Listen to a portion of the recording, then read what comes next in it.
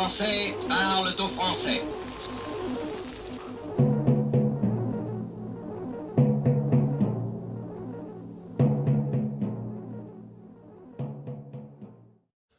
Bonjour à tous, bienvenue sur Franck Info, l'actualité vue par Franck Muller. Ravi de vous retrouver après une semaine assez chargée pour ma part, donc c'était très compliqué. 6 jours de travail en animation, très compliqué. Ce lundi, donc nous sommes lundi 10 octobre, 10-10, un peu chaud aussi, gros problème de circulation. Vous avez des rues où vous avez des dizaines, voire peut-être une centaine de véhicules qui font la queue et du coup, vous ne pouvez plus rouler et vous êtes obligé de prendre la voie inverse pour aller à votre destination. Je me rappelle quand même que M. Clément Beaune, je crois il y a encore le 7, il y a 3 jours, nous disait qu'il n'y avait pas de pénurie d'essence. Fantastique. J'ai envie de dire, c'est de l'humour, hein, c'est de l'humour, vous allez voir. Je félicite Bruno Le Maire. Hurrah! Les sanctions françaises contre la Russie ont enfin fait de l'effet. Il n'y a plus une goutte d'essence dans Paris. Oui, c'est de l'humour. L'humour noir, si on peut dire. Alors, il y a une ministre qui s'appelle Pannier-Runacher. Vous savez, une blonde avec des lunettes qui est un petit peu là, qui vous parle un peu comme ça. Ouais, on dirait qu'elle n'a pas électricité à tous les étages. Remarque qu'elle a peut-être des coupures hein, entre midi et 2, comme je vais vous en parler. Donc, on a appris sur Twitter, hier après-midi, Agnès Pannier-Runacher a été testée positive au Covid, mais qu'on se rassure, elle nous dit « Je m'isole, je continue à assurer mes fonctions, notamment pour soutenir l'approvisionnement en carburant des stations-service en lien avec l'ensemble des acteurs. » Voilà, rappelons qu'elle est la ministre de la Transition énergétique. Voilà, hein. Donc elle veut soutenir l'approvisionnement en carburant des stations-service. Ça consiste en quoi au juste? On va l'appeler APR, hein, Agnès Pannier-Runacher, histoire de gagner de la place dans le texte et de l'aider à se faire un acronyme intéressant comme BGE, PPDA, voilà. A-t-elle l'intention d'enfiler une combinaison de chauffeur-livreur de gasoil? Va-t-elle partir faire la tournée des grandes surfaces et des cambrousses où survivent vaille que vaille quelques héroïques stations-service de village? Elle qui claironnait vendredi que plus de 80% des stations-service du territoire fonctionnent normalement. Au fond, pour un pays en voie de sous-développement, c'est pas mal, 80%. Marine Le Pen nous explique que c'est 40 à 50% dans le Nord et dans le Pas-de-Calais. Hein. Voilà. Ce gouvernement n'anticipe rien, ne contrôle rien. Personne n'est jamais responsable de rien. Voilà. Et la préfète du Vaucluse a pris un arrêté encadrant la distribution de carburant. Ben, je dirais que c'est presque, si vous voulez, quelque part... le pass énergétique, hein, vous n'avez pas le droit de prendre plus que 30 litres. Alors, qu'on interdise à des gens de remplir 2-3 jerrycans, je veux bien. Mais certains véhicules, surtout quand vous faites de la ville, 30 litres, vous tournez 3 jours, quoi. Hein. Vous faites un plein, point c'est tout. Il y a 50 litres, il y a 60 litres, il y en a 45, basta. Enfin bref. Voilà, donc déjà on commence à vous brider. Hein. Eh bien oui, ben alors donc il faudra que vous puissiez vous rouler en fonction de ce que vous avez dans le réservoir, donc on vous limite vos déplacements, hein, d'accord? Voilà. Oui, c'est sidérant. Oui, commune de Pest à Avignon, limitation de la vente de carburant dans le département du Vaucluse. Bon. J'ai envie de dire que oui, c'est ce qu'on appelle le passe carburant. Un jour, certainement, vous verrez, on vous dira, attendez, vous partez en week-end, mais un week-end sur 4, hein, vous n'allez pas partir tous les week-ends, hein, c'est pas bien pour la planète. Bref, bon. Alors, on nous dit que tout l'approvisionnement se fait normalement. Oui, bien sûr. Normalement, ça veut dire quoi exactement hein? Faire la queue 3/4 d'heure, voire plus si la station est ouverte. Et c'est un fonctionnement normal. Ne pouvoir acheter que 30 litres d'essence, et c'est un fonctionnement normal, mais même se faire doubler et filer un coup de couteau à celui qui vous a doublé dans la file, est-ce un fonctionnement normal? Voilà. Hein. Alors, évidemment, Ce conflit social dans les entreprises de raffinerie n'a rien à voir avec la fin de l'abondance annoncée par Emmanuel Macron à la rentrée, mais il faut avouer qu'il tombe bien, si on peut dire. Subir la pénurie, c'est déjà expérimenter la sobriété. Elle est subie, certes, mais bon, en fait. Alors, je tiens à vous informer d'une chose que j'ai partagée, qui a eu pas mal de succès. Je n'arrive plus à le retrouver. Il y a une nouvelle qualification, une nouvelle expression pour les pauvres. Je suis tombé sur une vidéo de cette même dame, Agnès Pannier-Runacher, qui nous explique, au lieu de parler des pauvres, elle dit ceux qui sont en situation de sobriété subie. Voilà. Hein. Voilà. Alors moi, j'avais dit que les gens qui n'ont pas... Je suis en train de chercher ce que j'ai publié, qui a eu pas mal de succès. J'ai envie de dire qu'au niveau intellectuel, ici, ils sont en sobriété. Ah, j'ai trouvé une belle phrase, très sympathique. Je vais vous la dire. Quand j'aurai retrouvé.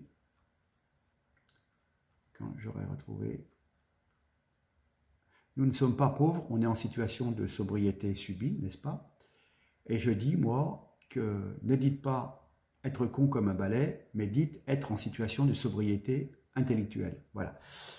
Bref, je reste sur l'humour. Voilà. Hein. Enfin bon, c'est quand même compliqué, ça prend une drôle de tournure, ça donne une envie furieuse de remplir sa baignoire de gazole et ses placards de nouilles et de lentilles, la peur de manquer. Et puis vous dites, en fin de compte, vous pensez à la guerre, 39-40. Dans la mémoire collective, bientôt on va être obligé d'aller au marché noir, d'avoir de bonnes adresses pour s'approvisionner en granules de bois, ou essayer de se fabriquer un chauffage d'appoint avec des pots de fleurs et des bougies. Vous savez, vous avez des tutos comme ça pour vous expliquer comment vous chauffer. Voilà. Hein. Puis bientôt, vous mettrez votre voiture, vous la modifierez au gazogène, comme dans Papy fait de la résistance. Et puis, il est peut-être temps de lire ou relire le roman de Jean Dutour au bombeur. Rappelez-vous les modestes crémiers parisiens qui, en 1939, à force de faire du marché noir, deviennent multimillionnaires et marient leur fille, avec un aristo à la fin de la guerre et à la fin du roman. Voilà. Hein. C'était quand même pas mal. Sobriété intellectuelle.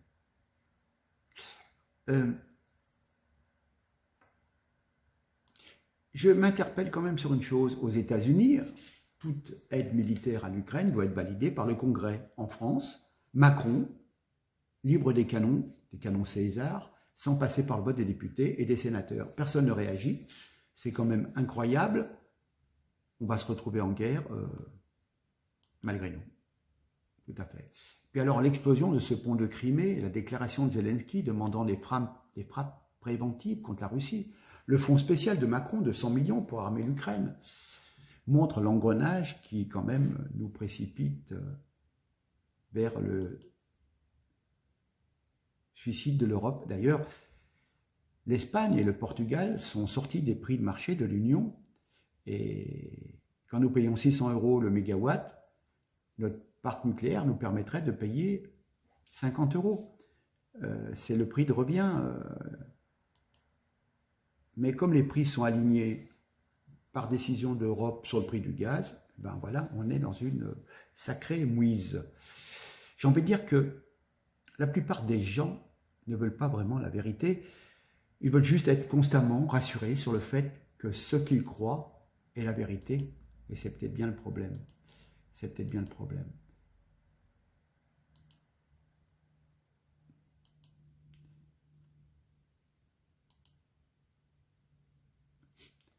Une autre blague aussi, je paraphrasais. Inscrivez-vous sur... Ceux qui veulent s'inscrire sur un site de rencontre, n'est-ce pas, pourraient indiquer qu'ils bossent chez EDF et qu'ils ne payent pas l'électricité. Et je suis persuadé qu'il va y avoir des dizaines et des centaines de messages de jeunes femmes intéressées par un homme qui ne paye pas l'électricité. Certains m'ont répondu que du coup, ils échangeaient quelques litres de jerrycan contre des pots de moutarde. Franchement, on est en absurdie. Franchement, la France va se ruiner, mettre en faillite ses entreprises, vider son armée, crever de froid, se remettre au gaz et au charbon pour obéir à un sénile américain qui demande au Sénat à des personnes qui sont décédées, demande où elles sont, hein, et puis servir les intérêts d'un mafieux ukrainien. C'est une sacrée haute trahison de notre État. Rappelez-vous, Elisabeth Borne nous l'avait assuré qu'il n'y aurait pas de coupure d'électricité. Alors, ils sont très discrets, nos gouvernants, les médias aussi d'ailleurs. Nous avons appris par Que Choisir la bonne nouvelle. Enedis va couper l'alimentation de nos ballons d'eau chaude tous les jours entre 12 et 14 heures. Top départ le 15 octobre pour une durée de 6 mois. En principe. En principe. L'arrêté gouvernemental date du 22 septembre et a été publié au journal officiel le 27, en toute discrétion, histoire de ne pas fâcher les Français. Cet arrêté concerne les usagers équipés d'un compteur Linky et disposant d'un contrat heure pleine, heure creuse, dont une partie des heures creuses se situe à la mi-journée. Donc vous payez pour avoir un contrat heure creuse en 12 et 14, mais du coup on vous empêchera de l'utiliser. Voilà. Hein. Il y aurait 5 millions de ménages concernés. Voilà. Hein. Donc, à la date où les copropriétés mettent en route le chauffage, sur demande de RTE, qui est donc gestionnaire du réseau de transport d'électricité, Enedis va pouvoir suspendre l'alimentation électrique du cumulus à distance 2 heures, entre 11h et 15h30, soit de 12 à 14 heures dans les fêtes, puisqu'il s'agit de limiter le risque de coupure d'électricité au moment du pic de consommation de la mi-journée, qui correspond donc à ce créneau horaire. Hein, je ne vous apprends rien. Voilà. Hein. Le fonctionnement des chauffe-eau électriques durant ce créneau représente 3% de notre consommation nationale, soit l'équivalent de la production de 2 réacteurs nucléaires. Sans blague. Enfin bon, le gouvernement, vous apercevez que n'est pas allé claironner cette décision sur les toits. Car rappelez-vous, Madame Borne, notre Premier ministre, avait promis juré, si nous étions raisonnables, il n'y aurait aucune raison de nous couper le robinet. Elle l'a dit et même répété abondamment sur TMC quotidien le 30 août. Évidemment, les Français ne sont pas tous concernés. Ensuite, chacun peut aussi baisser ses consommations. Ça nous évitera d'arriver à des situations où on devrait avoir des coupures. D'accord ? Sur France Inter, le 1er septembre, cela fait des mois qu'on se prépare pour éviter de devoir faire des coupures. Si on baisse notre consommation de gaz de 10%, il n'y aura pas de restriction. Voilà, c'est à notre portée, nous dit-elle. Voilà. Hein ? Conférence de presse sur la situation énergétique du 14 septembre. Dans les scénarios les plus probables, si chacun prend ses responsabilités et fait preuve de la sobriété nécessaire, il n'y aura pas de coupure. Nous n'aurions alors pas besoin d'activer le dispositif de rationnement pour les entreprises. Voilà.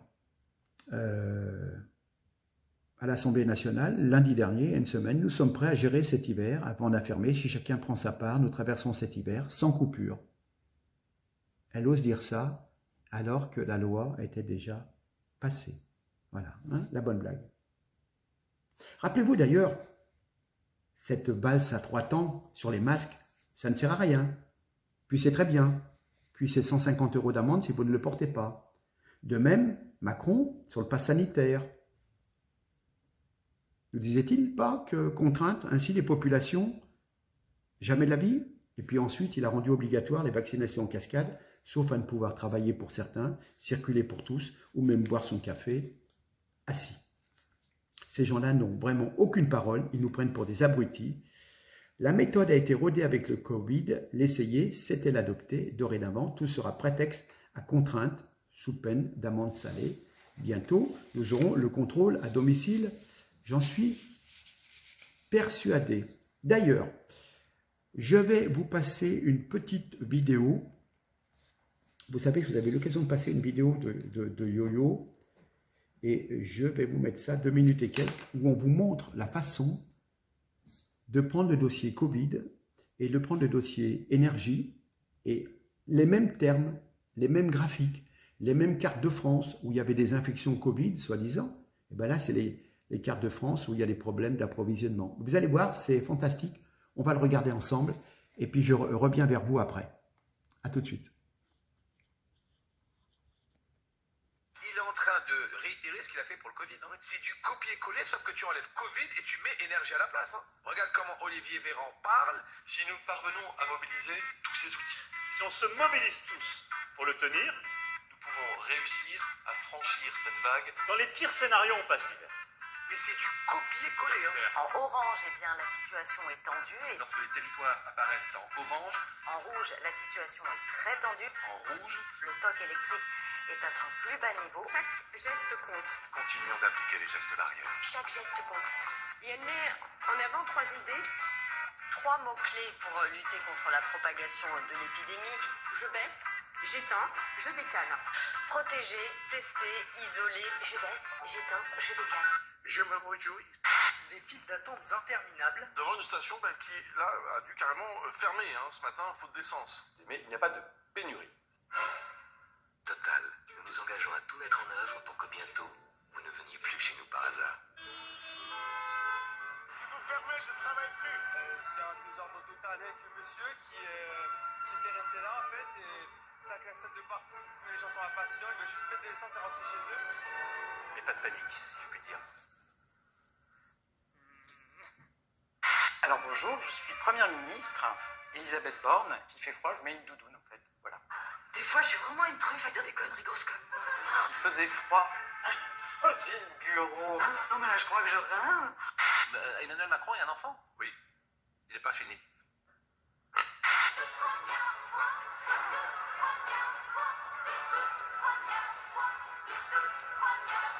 C'est intéressant l'extrait que je vais vous montrer parce qu'en fait, on ne l'écoute pas, on regarde que son pull. Emmanuel Macron. Je voudrais jeter un slam pour cette maladie qui l'hiver l'anus mérite. Un virus venu du froid qu'on appelle gastro-entérite. La prochaine fois, je mettrai ma cagoule. Je mettrai ma cagoule sur le pour pas me geler les espèce de fils de... Qu'est-ce qu'il faut que je vous dise? On n'a pas décidé de mettre le chauffage, j'ai mis une doudoune. Ils nous prennent vraiment pour des blins-blins. Vous avez vu, me revoilà. Bien,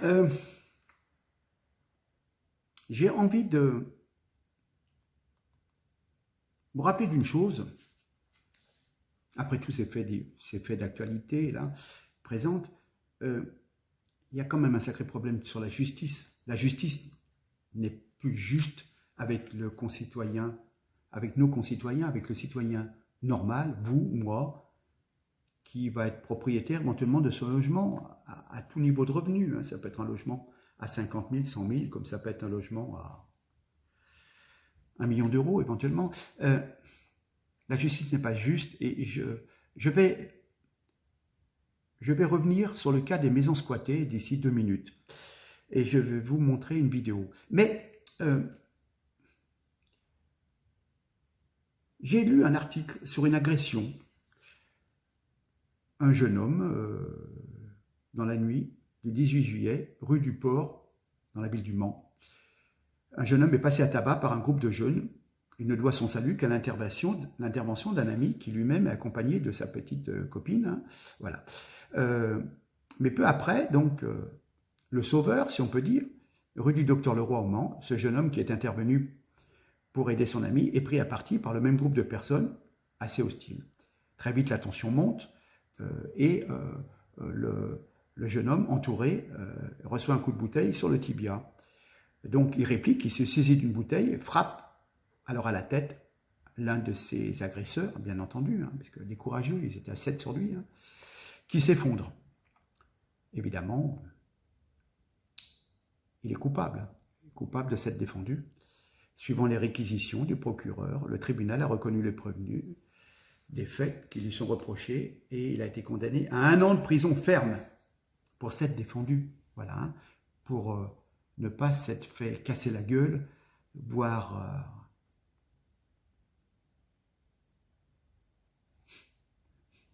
de s'être fait casser la gueule tout simplement et de ne pas s'être fait charcuter par des hordes sauvages et voilà. Donc cette insécurité, eh ben, on ne peut plus se défendre devant cette personne, devant le chiffre 7 sanguinaires qui en veulent à votre peau, vous ne pouvez plus. Voilà. Je vais parler maintenant toujours de la justice, mais de la justice donc des propriétaires, j'y reviens. Et il semblerait qu'il y ait eu un reportage hier à la télé qui a quand même, dans 7 à 8, je crois, sur TF1, qui a montré. Et on nous dit qu'il n'y a plus de justice, bien entendu. En France, il y aurait 30 000 procédures d'expulsion prononcées chaque année par la justice. Pourtant, à peine un tiers serait donc exécuté. Voilà, c'est dans le reportage de TF1. Et j'ai eu l'occasion de voir un reportage et je vais vous joindre sur cette vidéo de 8 minutes qui explique toutes les bêtises. C'est notre ami. Il y a plusieurs histoires qui sont arrivées ces derniers jours. Il y en a deux. Voilà, Charlotte Dornelas qui va vous raconter ça. Allez, je vous laisse là-dessus. J'espère que vous êtes contents. On s'est retrouvés. Je pense que ça sera très compliqué en fin d'année. J'ai beaucoup de sollicitations. Mais bon, pour l'instant, on va tenir le rythme d'au moins 2 vidéos par semaine. Il n'y a pas de souci. Et voilà. Mais donc, on termine donc avec Charlotte Dornelas, la talentueuse Charlotte, qui va nous expliquer qu'il y a des pauvres gens qui sont obligés de vivre depuis 2 ans dans un camping-car parce que leurs anciens locataires qui ne payent plus le loyer ne veulent pas partir. Enfin bon, enfin, je crois qu'il y avait un truc sidérant. Vous prenez des locataires quelques mois pendant que vous faites le tour de France pour ne pas justement avoir des squatteurs et vos locataires arrêtent de payer et se transforment donc en squatteurs. Et si c'est des anciens locataires, ils ont encore tous leurs droits. Allez, on passe avec cette vidéo et avec Charlotte. Et je vous dis à très bientôt. N'oubliez pas de partager, de me faire un peu de publicité, s'il vous plaît, on en a besoin. Aidez-moi. Et puis, ma foi, je vous salue, heureux de vous avoir retrouvé. Mesdames, un petit bisou et puis à très bientôt. Allez, on écoute Charlotte. Il y a plusieurs histoires qui sont arrivées ces derniers jours. Il y en a 2 sur lesquelles je me suis arrêtée parce qu'il faut quand même bien prendre conscience du calvaire dans lequel c'est kafkaïen, mais vraiment. Absolument. Donc, la première histoire, donc c'est un ancien locataire qui est devenu squatteur, c'est-à-dire qui ne paye plus, et on verra que la distinction est importante aux yeux de la loi. Donc, quelqu'un qui louait un appartement, qui ne paye plus, qui devient donc squatteur de fait de l'appartement en question, et qui est tombé par la fenêtre de cet appartement, qui s'était approprié depuis plus de 2 ans. Donc le propriétaire a essayé de récupérer son droit, lui s'appuie sur la rambarde à travers la fenêtre et tombe parce que la rambarde lâche. Cet homme, squatteur donc de son état, porte plainte contre le propriétaire parce que la rambarde a lâché quand il s'est appuyé dessus. Alors jusque-là, on se dit, bon, le gars manque pas de culot. Sauf que la Cour de cassation a donné raison aux squatteurs. Et je la cite, là je suis obligée parce que sinon on va pas me croire. Je la cite, ouvrez les guillemets. L'occupation sans droit ni titre d'un bien immobilier par la victime ne peut constituer une faute de nature à exonérer le propriétaire du bâtiment au titre de sa responsabilité lorsqu'il est établi que l'accident subi par cette dernière, la victime en l'occurrence le squatteur, résulte du défaut d'entretien de l'immeuble. Pardon, c'est bien en France ? Oui, c'est un arrêt de la Cour de cassation qui date du 15 septembre. Donc vous avez le propriétaire qui se retrouve en effet condamné parce que le squatteur qu'il essaye de virer pour récupérer son bien est tombé par la fenêtre en s'appuyant sur une rambarde qui n'avait pas été entretenue par le propriétaire privé de son bien, mais prié quand même d'entretenir la balustrade. Première histoire. La deuxième histoire. Alors là, c'est un propriétaire qui a récupéré un bien qui avait été squatté pendant plus de 3 ans. Donc il a essayé de récupérer, il a fait toutes les étapes et vous savez qu'en plus, avant cette loi-là, c'était extrêmement long et extrêmement coûteux pour la personne. C'est plusieurs milliers d'euros à chaque fois qu'il faut débourser pour arriver au bout de la procédure judiciaire qui depuis a été supprimée. Donc ce propriétaire récupère son bien et là, il se voit chargé de régler une facture d'eau de près de 100 000 euros. Facture d'eau qui couvre donc l'eau utilisée par le squatteur pendant qu'il était là. Non, mais comment est-ce possible ? Eh ben, parce que, et alors, donc, là, en l'occurrence, c'est Veolia, explique que eux, ils suivent les textes, c'est-à-dire que comme ils ont accès à la personne qui avait pris le compteur d'eau, mais à cause des RGPD, ils n'ont pas le droit de donner son nom, et donc ils s'adressent au propriétaire pour régler la facture. Le tout, et on apprend par ailleurs que le propriétaire, quand il récupère son bien, il est par ailleurs convoqué à la police pour répondre des nuisances dont se sont plaints les voisins à l'époque où son bien était squatté. Mais imaginez la vie de ces gens-là, quand même. C'est un cauchemar absolu. Et par ailleurs, vous pouvez, quand vous avez une décision de justice qui va dans votre sens, vous pouvez vous porter plainte contre l'État pour être indemnisé si vous n'avez pas eu le secours de la force publique à partir du moment où vous avez la décision de justice. Vous êtes indemnisé parce qu'on ne vous a pas aidé à déloger les squatteurs. En revanche, tous les dégâts qui ont été commis dans l'appartement, toutes les factures impayées, vous reviennent. Ce sont à chaque fois des histoires à plusieurs milliers, voire dizaines de milliers d'euros, parce que les squatteurs non contents de squatter, en général, ravagent en plus le logement qu'ils occupent. Et je précise sur ce point, parce que vous vous dites, là, on est arrivé au bout. Non. Le propriétaire... Et l'histoire ne s'arrête pas là. Si le propriétaire, donc là, il doit payer l'eau du squatteur, on est d'accord, la facture d'eau. Attention, si le propriétaire décide de couper l'eau ou l'électricité à un squatteur, il risque très gros. Pourquoi ? Parce qu'il est accusé, à ce titre-là, à partir du moment où la personne, même de manière illégale, est dans le logement. Si vous entrez dans votre logement, mais qui est squatté, pour couper l'eau ou l'électricité dans le but de faire partir le squatteur, eh bien c'est considéré, je cite, comme reprise illégale ou violation de domicile sans avoir obtenu le concours de l'État.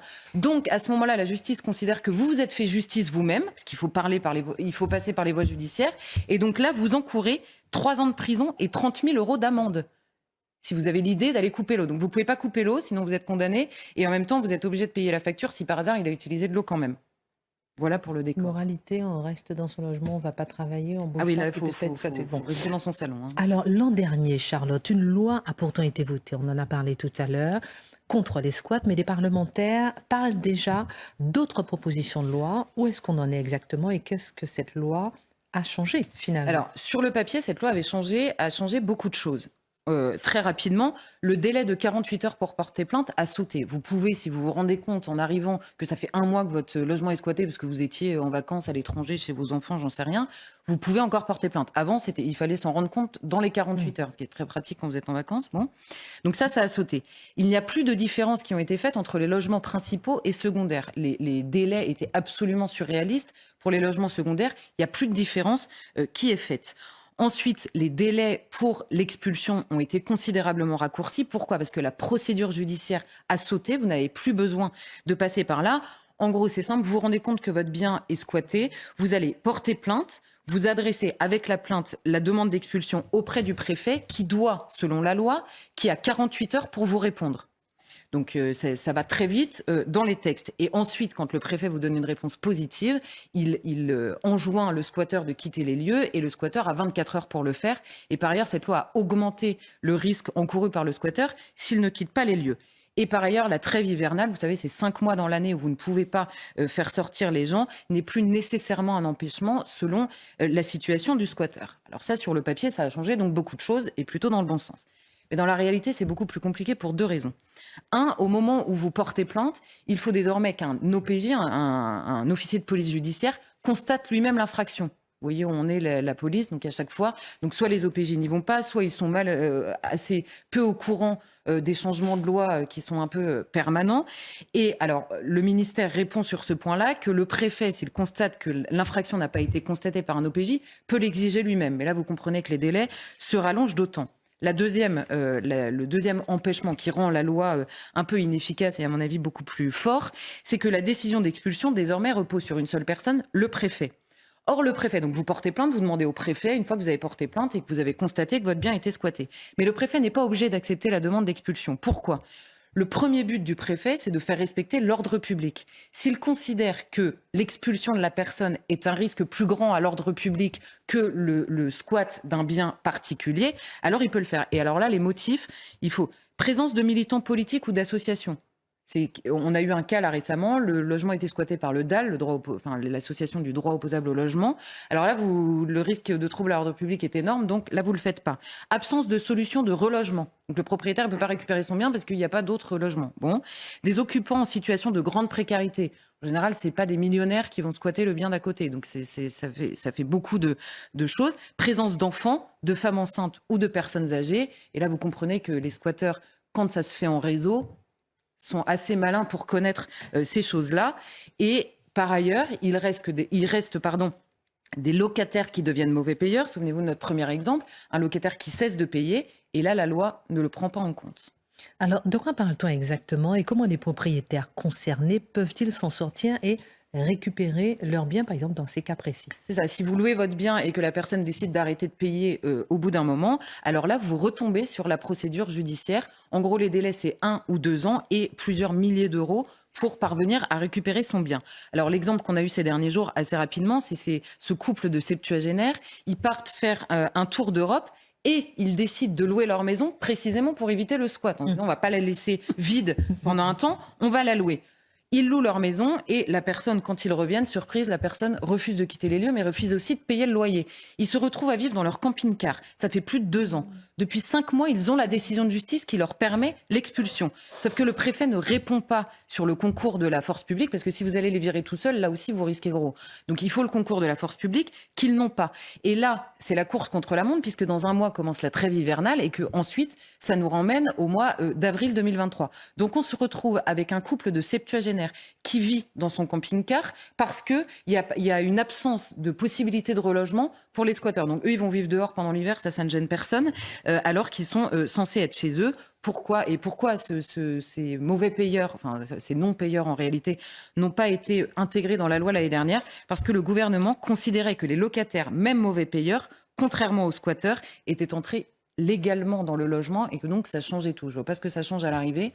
Mais donc pour eux, il n'y a pas de loi, pas de changement de loi.